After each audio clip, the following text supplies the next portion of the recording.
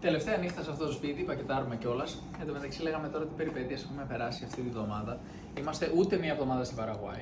Με το που φτάσαμε, σχεδόν δεν μας αφήσαν να μπούμε στη χώρα. Μας λέγανε θα μας στείλουν πίσω, θα μας απελάσουν και θα μας στείλουν στη Βραζιλία, όπου δεν θα μας αφήνουν να μπούμε μέσα γιατί μείναμε πάνω από το επιτρεπτό όριο και έχουμε τώρα ένα πρόστιμο και θεωρητικά πρέπει να περιμένουμε 6 μήνες για να ξαναμπούμε στη Βραζιλία. Γιατί δεν είχαμε κάνει το εμβόλιο του κίτρινου πυρετού και ήθελα να κάνουμε το εμβόλιο του κίτρινου πυρετού. Και τελικά μας άφησαν μέσα, είπαν επειδή έχουμε παραγωγές ταυτότητες. Αυτοί είπαν: OK, εντάξει, σας αφήνουμε, αλλά πάτε να το κάνετε. Και εμείς τελικά πήγαμε σε έναν γιατρό που μας έδωσε μια βεβαίωση που λέει: δεν χρειάζεται να το κάνουμε. Δεν είχε νόημα, δεν πιάνει καν το εμβόλιο. Και γιατί να σε αναγκάσουν κιόλας, δηλαδή να πρέπει να το κάνεις με το ζόρι. Και λέγανε δηλαδή στην αρχή: μα θα σας στείλουμε πίσω, δεν γίνεται να περάσετε με τίποτα. Με τίποτα. Η αεροπορική πρέπει να σου το πει από πριν, ώστε να μπορέσει να το κάνεις πριν. Ναι, ή να μην έρθεις. Ή να μην έρθεις ακριβώς, ή να μην έρθεις από Σαν Πάολο, γιατί από ό,τι φαίνεται αυτό που τους ενόχλησε είναι ότι ήμασταν στο Σαν Πάολο. Εμείς έχουμε έρθει πολλές φορές, ποτέ δεν μας ζήτησαν κάτι Ναι, τέτοιο. είχαμε πολλές περιπέτειες, αλλά αυτό ήταν μόνο η αρχή. Η νίκη μετά από αυτό, το δεύτερο πρόβλημα, ήταν ότι ανακαλύψαμε ότι υπάρχει κάποιο πρόβλημα με την κάρτα SIM της. Που δεν υπήρχε κάρτα SIM σε αυτή τη συσκευή. Υπάρχει eSIM, αλλά όχι κανονική κάρτα SIM που βάζεις μέσα. Είναι ψηφιακή. Και έτσι αυτό το κινητό, ενώ λειτουργήσε αρχικά τις πρώτες 2 μέρες κανονικά, full, με το απεριόριστο ίντερνετ που βάλαμε, πληρώσαμε για 1 εβδομάδα ευτυχώς και όχι για 1 μήνα. Γιατί σήμερα μας είπε ο τεχνικός, γιατί δεν δουλεύει της νίκης το ίντερνετ. Είναι iPhone. Και μάλιστα είναι ένα iPhone που αγοράσαμε στην Αμερική. Και είναι το δεύτερο iPhone που αγοράσαμε. Γιατί ήθελα να αντικαταστήσω το πρώτο, να πουλήσω το πρώτο. Γιατί αυτό έχει μεγαλύτερη χωρητικότητα. Αυτό που τραβάω το βίντεο αυτή τη στιγμή. Αλλά ανακαλύψαμε ότι για κάποιο λόγο έχει πρόβλημα, μάλλον στην πλακέτα. Μας είπε ο τεχνικός της Apple. Πήγαμε σε ένα ειδικό κέντρο σήμερα και μας λέει πιθανώς να πρέπει να αλλάξουν ολόκληρη την πλακέτα. Και λέμε, τι θα γίνει με αυτό, λέει, κοίτα, κανονικά κοστίζει $400-500, κάτι τέτοιο. Αλλά εσείς έχετε ακόμα το Apple Care Plan που λύγει σε 6 μέρες. Σε 7. Ναι, τώρα λύγει ουσιαστικά. Και άρα, αν θέλουμε να το φτιάξουν εκεί πέρα, γιατί αυτοί καθυστερούν και λίγο, λέει: αν το φτιάξετε με εμάς και έχετε Apple Care και καλύπτεται από το Apple Care, και δεν είναι ότι το έριξες εσύ κάτω και αυτό από μέσα κάτι έπαθε η motherboard, η μητρική.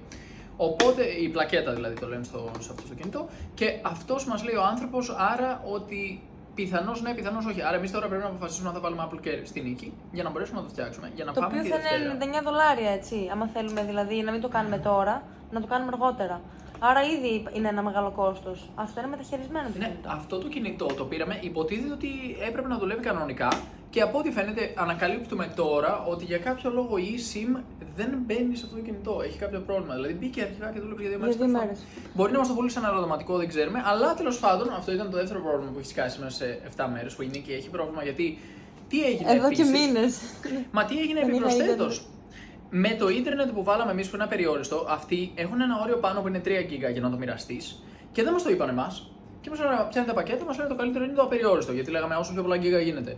Λένε: ωραία, τέλεια. Λέμε: εμείς είναι απεριόριστο. Αλλά πρακτικά μιλώντας, επειδή εμείς μοιραζόμαστε ίντερνετ ο ένας με τον άλλον, γιατί η Νίκη. Είχε αυτό το πρόβλημα. Η Νίκη είχε αυτό το πρόβλημα και θέλαμε να μπορώ να μοιραστώ το απεριόριστο μου ίντερνετ με την Νίκη, αλλά έχει μόνο 3 GB. Δεν μας το είπαν.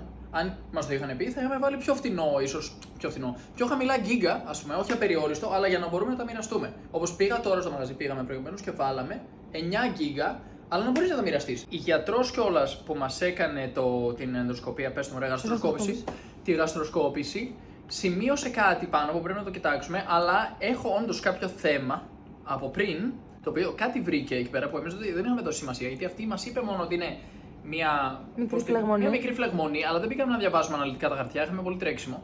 Αυτό το πήραμε Τετάρτη και Παρασκευή φύγαμε από την Βραζιλία, πετάξαμε. Δηλαδή, ο χρόνος για να αντιδράσουμε μέσα σε όλα αυτά και με τη δουλειά. Εγώ είχα και ιδιαίτερα μετά την γαστροσκόπηση.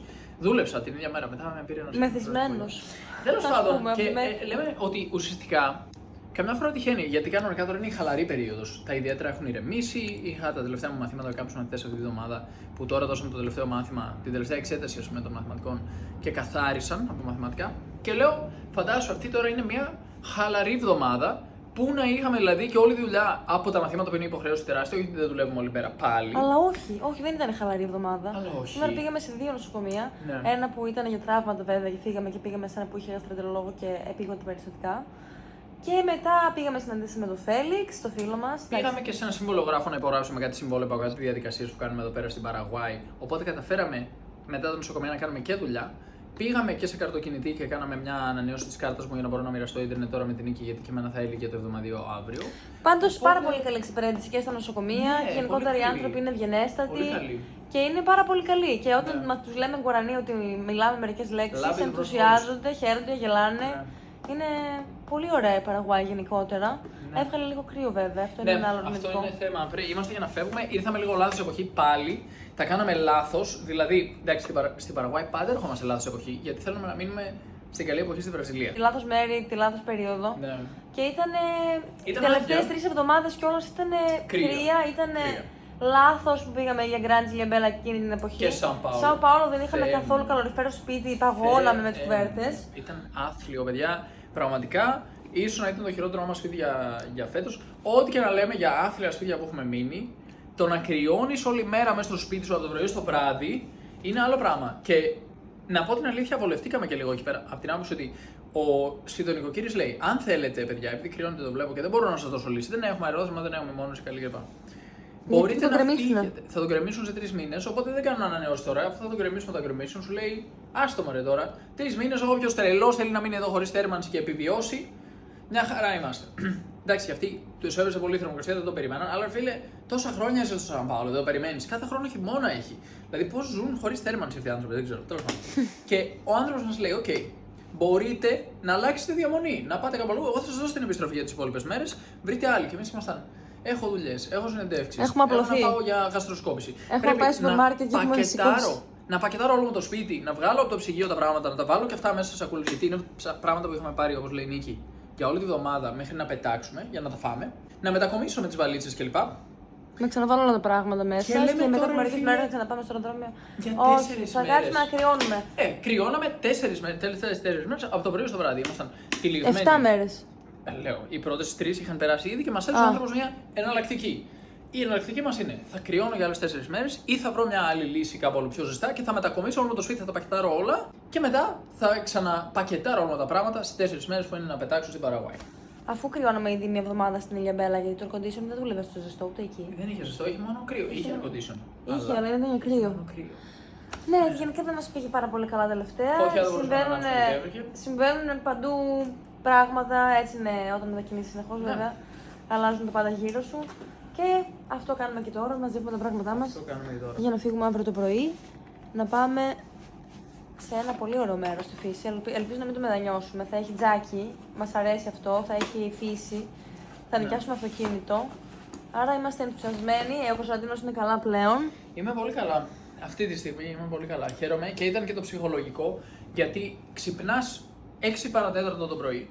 Έτσι. Και με ξύπνησε ο πόνος. Και λέω: τι θα κάνω. Έτσι όλη την ώρα, όλο το πρωί. Όλο το πρωί πραγματικά είχα κρίση. Και λέω: τι είναι αυτό, τι συμβαίνει. Εγώ κανονικά το κόλπο μου είναι: περιμένω, κοιμάμαι, δεν κάνω τίποτα και περνάνε. Όλα τα προβλήματα έτσι περνάνε. Αλλά τώρα λέω: μήπως κάνω βλακεία. Μήπως είναι κάτι χοντρό, ρε παιδί μου. Κυριολεκτικά και μεταφορικά. Και εν τέλει πρέπει να πάω να κοιτάξω την κοιλιά μου να δω τι γίνεται. Και χαίρομαι γιατί πήγαμε και ουσιαστικά γιατρός μου λέει ότι είναι κάτι απλό, φυσιολογικό. Δηλαδή... Έχει πάει παραμάζωμα γενικά το νοσοκομείο. Έχει πάει και στην Αργεντινή, έχει πάει και στην Βραζιλία και στην Παραγουάη. Ναι, το συγκεκριμένο φέτος Βραζιλία πήγαμε σε ένα ιδιωτικό, ήταν πανάκριβο. Τίποτα μόνο για να με δουν, ξέρω, 80 ευρώ και μετά θα ήταν εξετάσεις παραπάνω, 100 ευρώ μόνο για να με δουν. Παίζανε και παραπάνω. Ναι. Ήταν. Τέλος πάντων, ένα ποσό που μας φάνηκε τρελό μόνο και μόνο για να με δουν, έτσι, για να μου πούν γεια σας. Γενικότερα είναι τρελό. Αλλά πήγαμε στο δημόσιο. Και μετά ήρθαμε εδώ πέρα σε 2 δωρεάν, σε 2 δημόσια. Και στο παρελθόν έχουμε πάει σε ένα δημόσιο, εγώ, στο. Το έχεις πάρει γενικά. Στο Buenos Aires έχω πάει σε ιδιωτικό, στην Βρετανικό νοσοκομείο, κάτι τέτοιο. Μας το πρότεινε ένας φίλος μας από εκεί από την Αργεντινή. Αν το ξέραμε, θα είχαμε πάει στο δημόσιο βασικά. Αν ξέραμε ότι μπορούσαμε τόσο εύκολα να πάμε στο δημόσιο και να μην ξεπερδεύουμε γρήγορα. Και έχω πάει σε μια άλλη κλινική στην εκείνη την παραλιακή πόλη, στην άκρη της πολιτείας, πάλι στην ίδια πολιτεία. Μάρτελ Πλάτα. Μάρτελ Πλάτα είχα κάτι με την καρδιά μου, νόμιζα. Τελικά ήταν μυϊκό, μάλλον, γυμναστήρια, πάγκοι και τέτοια. Αλλά εδώ ένιωθα ένα περίεργο πράγμα εδώ. Και λέω: πεθαίνω. Πήγαμε στο νοσοκομείο. Μου έκαναν με βάλαν στα επίγοντα. Κατευθείαν με βάλαν πρώτο, ξέρω, έχουν κάποια κουμπιά τέλος πάντων και σε βάζουν πράσινο, πορτοκαλί, κόκκινο, ανάλογα με το πόσο επίγον είσαι. Κόκκινο. Ο επόμενος φωνάξε μέσα ήμουν εγώ. Εν τω μεταξύ, ένας δίπλα στον Κωνσταντίνο ήταν πολύ χειρότερο. Ξέρω εγώ. Ο άλλος πέθανε δίπλα μου και εγώ επειδή του είπα ότι είναι καρδιακό, είναι κάτι με την καρδιά. Αυτά τα βάζουν κόκκινο, σου λέει μη μας μείνει στον τόπο άνθρωπος εδώ πέρα από το καρδιακό. Ο άλλος από δίπλα η λιπόθυμη, δεν βαριέσαι, δεν του επίγονος ο Κωνσταντίνος. Τελικά εγώ το στήθεσμα εδώ. Είχε κάνει πολύ πάγκο. Πολύ πάγκο. Και με εξέτασε μια γιατρός, καρδιογράφημα, εξέταση, ακτινογραφία θώρακος και μου πήραν $15 σε ιδιωτική κλινική στη Μάρ del Πλάτα το 2022, κάτι τέτοιο, ας πούμε, 23. Αυτό στη Βραζιλία ήταν εντελώς δωρεάν και αυτό σήμερα ήταν εντελώς δωρεάν. Μας ήταν καταπληκτική. Μάθαμε από τα λάθη μας, γιατί εν τέλει είναι καλύτερα τα δημόσια, είναι πιο καλή φάση γενικά. Πας, σε εκπληρώνουν μια χαρά, δεν πληρώνεις τίποτα, δεν έχεις το άγχος ότι χτύπα ξύλο αν είναι κάτι σοβαρό και χρειαστούν και άλλες εξετάσεις κλπ. Στην τελική παίρνεις τη διάγνωση από το νοσοκομείο, τους βλέπεις, ρε παιδί, κόβεις και λίγη κίνηση. Άμα είναι πολύ περίεργη, ό,τι να είναι το δημόσιο, λέει θα πάω στο ιδιωτικό μετά. Αλλά γιατί να το ρισκάρεις να πας αρχικά στο ιδιωτικό και να μην μείνεις και εκεί πολύ ικανοποιημένος και να σου χρεώνουν τα πάντα, δώσαμε γι' αυτό 50 ευρώ, εκείνο 80 ευρώ, 100 κλπ. Και να σου τύχει ανακριβό, έτσι.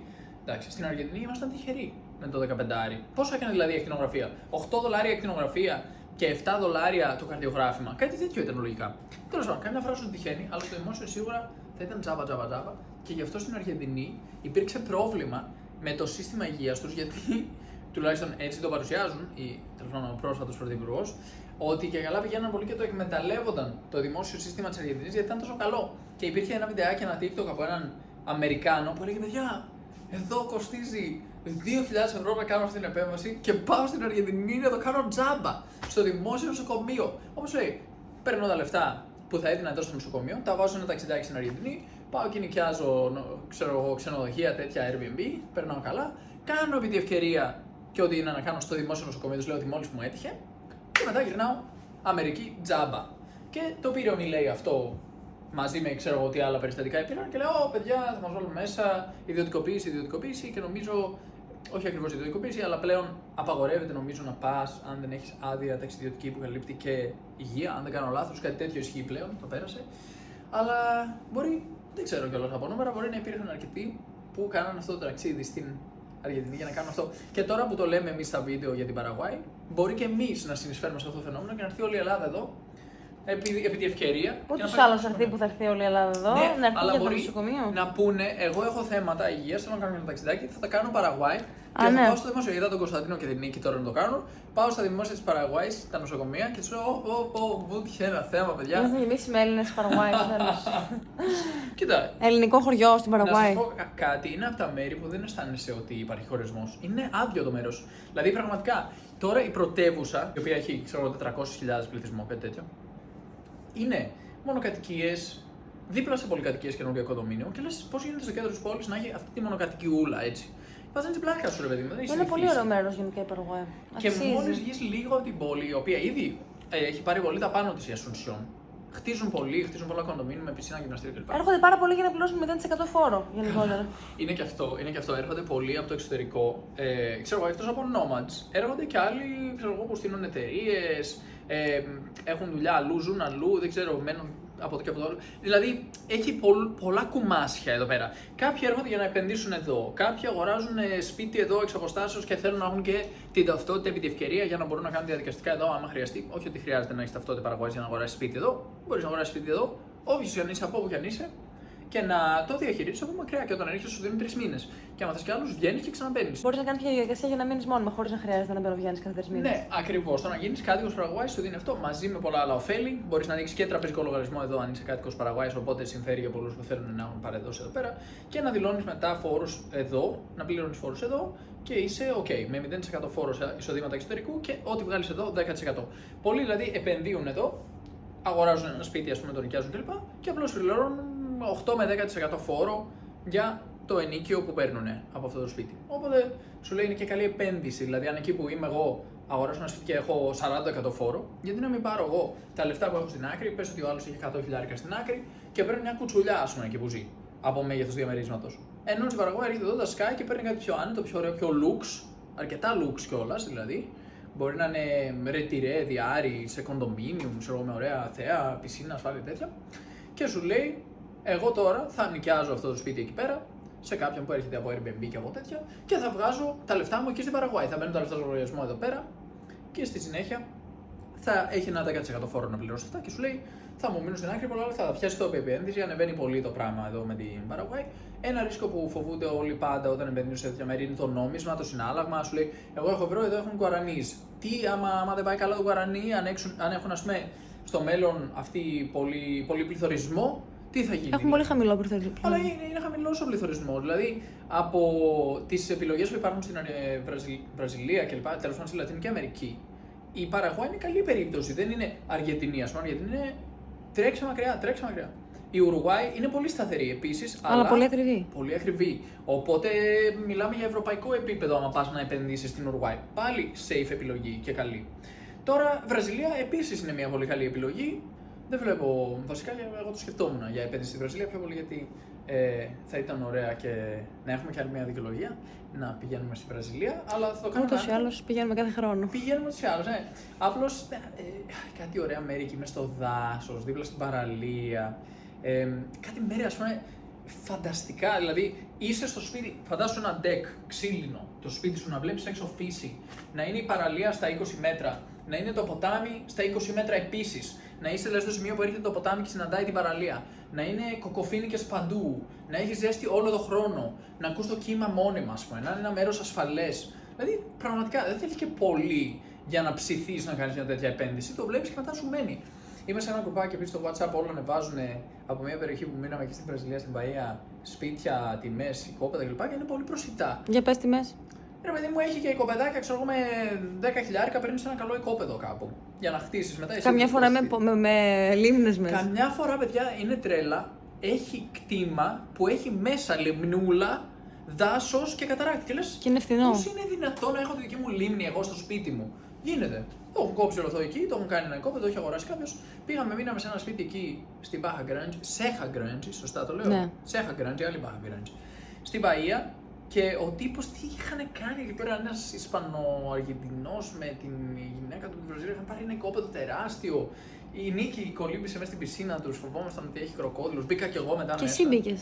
Αλλά ναι. Και λέω ρε φίλε, πω. Ας πούμε, δεν είναι δυνατόν να υπάρχει η δυνατότητα να αγοράσει ένα μέρος που ανεβαίνει σε ένα λόφο, έχει παντού δέντρα, έχει μέσα μία λίμνη από ένα νερό που τρέχει μόνιμα από τη φύση που έρχεται από εκεί, έχει ένα μονοπάτι μέσα από το οικόπεδό σου για να φύγεις πάνω στο βουνό. Είναι και πολύ να ωραία, δεν το συζητάω. Και λέω, ναι, ρε φίλε. Ωραίο το σπίτι μας πάντως αυτό, Ναι, έτσι. εντάξει, είναι κατάστατο αυτή τη στιγμή. Ναι, αλλά είμαστε σε μια φάση που σκεφτόμασταν να γυρίσουμε πίσω σε αυτό το ίδιο σπίτι την τρίτη εβδομάδα, γιατί θα γυρίσουμε εδώ πέρα μετά. Σε άλλο μπορεί, άλλο. Το σκεφτόμασταν όμως γιατί μας άρεσε, αλλά μετά άρχισαν τα προβληματάκια. Έπεσε μία το ίντερνετ, είχαμε και αυτή την περιπετιούλα, έτσι. Έπεσε το ίντερνετ για μία μέρα. Ταυτόχρονα μαζί με τα megabytes που σταμάτησαν να λειτουργούν. Ταυτόχρονα με το iPhone μου που σταμάτησα να έχω και εγώ ίντερνετ. Η Starlink δεν δούλευε καλά γιατί είναι στο μπαλκόνι και δεν πιάνει πολύ καλά έξω, αλλά μας έσωσε η Starlink, να το πούμε αυτό, χωρίς να έχει καλή θέα. Αλλά για κλήσεις ήταν. Έπρεπε να αναβάλω μια κλήση, να την αλλάξω από Δευτέρα, Τετάρτη τέλος πάντων για να μπορέσω να ανταπεξέλθω με αυτό γιατί δεν είχα ίντερνετ. Η Starlink δεν ήταν καλή για κλήση. Ήταν καλή για να μπαίνει στο ίντερνετ και τέτοια, αλλά σε φάση κοβόταν εντελώς. Για τα uploads μου ήταν εντάξει, αλλά για κλήσεις. Ναι. Αλλά η Παραγουάη πιστεύω ότι είναι μια πολύ καλή επιλογή για επενδύσεις γιατί είναι πιο εύκολη. Έχει λιγότερη γραφειοκρατία από τη Βραζιλία, λιγότερους φόρους. Πολλά μέρη που είναι ανεκμετάλλευτα πλήρως. Στην Παραγουάη είναι αχανές το μέρος, παντού οικόπεδα, έρχεται κόσμος συνέχεια. Και άμα πας με τα μάξι λίγο στην πόλη, λες τι είναι όλο αυτό. Σίγουρα η πόλη θα επεκταθεί μέσα στα επόμενα χρόνια και πάνε έτσι, χτίζοντας έτσι, επεκτείνουν την πόλη, χαμός. Μπορείς να αγοράσεις πολύ φτηνή γη. Νομίζω για κάποιον που ψάχνεται λίγο, η Παραγουάη είναι πολύ καλή περίπτωση που θα ανέβουν πολύ οι τιμές μέσα στα επόμενα χρόνια, γιατί έρχεται τεράστιο κύμα από ανθρώπους απ' έξω. Η ανάπτυξη είναι σε άλλο επίπεδο, γιατί είναι πολύ εύκολο να ξεκινήσουν οι επενδύσεις και οι επιχειρήσεις εδώ. Οπότε νομίζω είναι καλή ιδέα να τρέξουν να προλάβουν όσοι ενδιαφέρονται για επένδυση στην Παραγουάη πάντως. Πάντως ήταν μια περιπετειώδης εβδομάδα. Σίγουρα. Και πάμε να δούμε πώς θα είναι η επόμενη. Φύγαμε.